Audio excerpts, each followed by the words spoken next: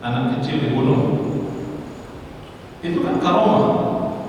Dari mana dia tahu kalau anak ini kalau udah besar nanti akan berharga kepada kedua orang tuanya, maka dibunuh sejak kecil. Ya. Atau ada rumah yang mau ambruk, kemudian dibenerin rumah itu. Nabi Musa nggak tahu rumah siapa, ngapain kita bangunin rumah orang? Orang dari tadi kita minta makan minum nggak dikasih. Sekarang ada rumah ambruk itu, ini kita bela-belain mau bangun. Ternyata itu rumah anak yatim, di bawahnya tersimpan harta yang sangat banyak.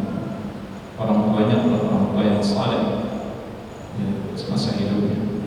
Baik, demikian pula dengan kisah siapa?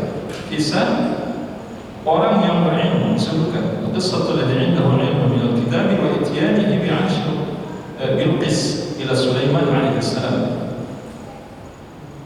Bagaimana seorang yang berilmu menyanggupi memindahkan singgasananya Ratu Bilqis ke kerajaan Nabi Sulaiman. Itu disebutkan oleh Allah dalam Al-Quran. Kan awalnya kan yang berdiri si ini Ifrit, ya, jin Ifrit. Kata jin Ifrit, aku bisa memindahkan singgasana Ratu Bilqis ini ke mana? Seberapa cepat kata Nabi Sulaiman, sebelum engkau bangkit atau berdiri dari tempat dudukmu.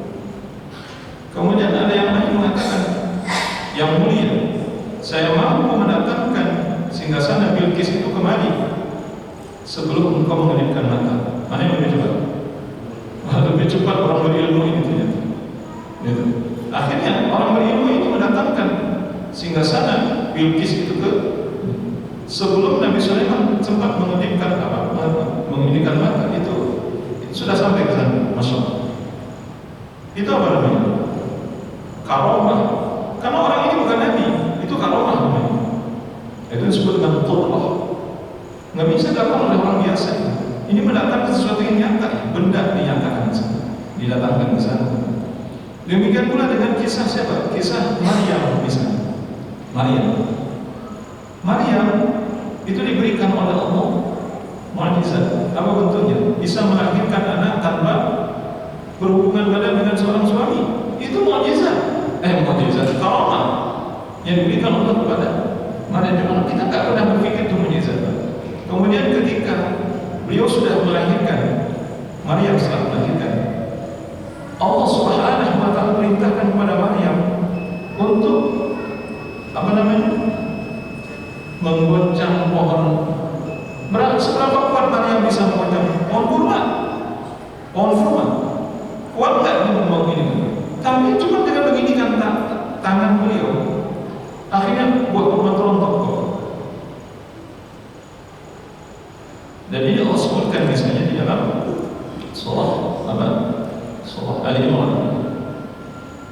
Faqabbalaha rabbuha biqabulin hasan fakaffalaha Zakaria kullama dakhala 'alayha Zakaria al-mihrab fawajada 'indaha qala ya Maryam anna laki hadha qalat huwa min 'indillah inna Allah yarzuqu man yasha'u bighairi hisab. Jadi Maryam itu sejak dari kecil dirawat oleh Nabi Zakaria sampai dia hamil dan melahirkan. Sampai dia hamil itu dirawat oleh termasuk Nabi Zakaria yang merawat.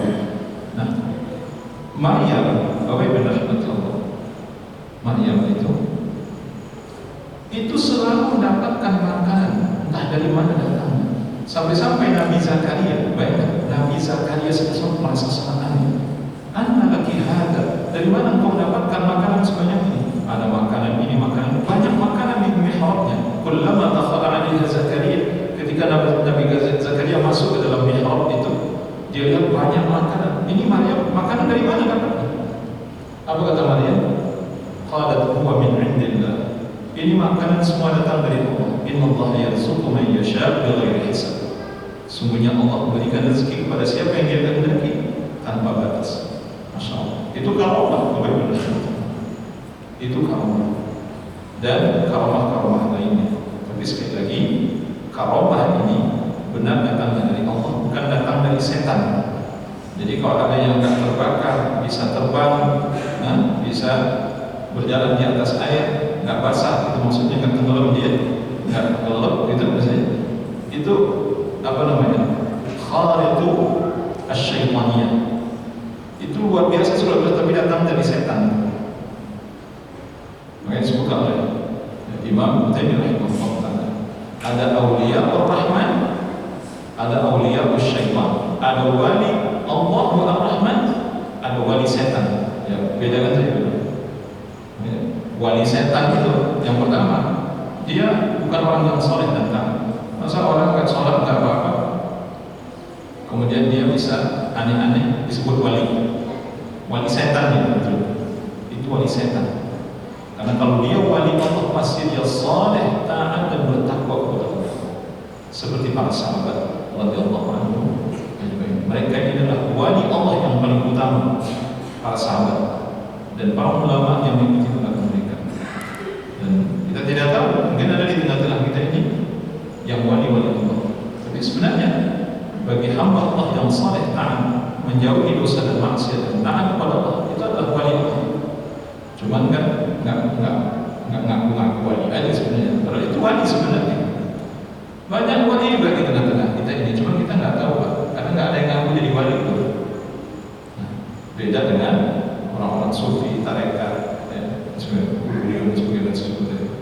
Itu mereka kan disebut-sebut, oh ini wali, ini wali. Padahal belum tentu juga.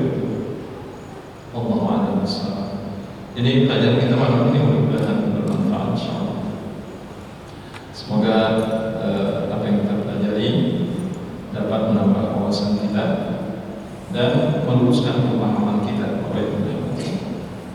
bahwa hari ini atau saat ini kita hidup di tengah-tengah fitnah, dan fitnah itu begitu gampangnya mempengaruhi hati dan jiwa kita. Kalau kita tidak bentengi diri kita dengan ilmu, maka kita akan menjadi korban dari fitnah itu. Wa sallallahu ala nabiyyina Muhammad wa ala alihi wasallam.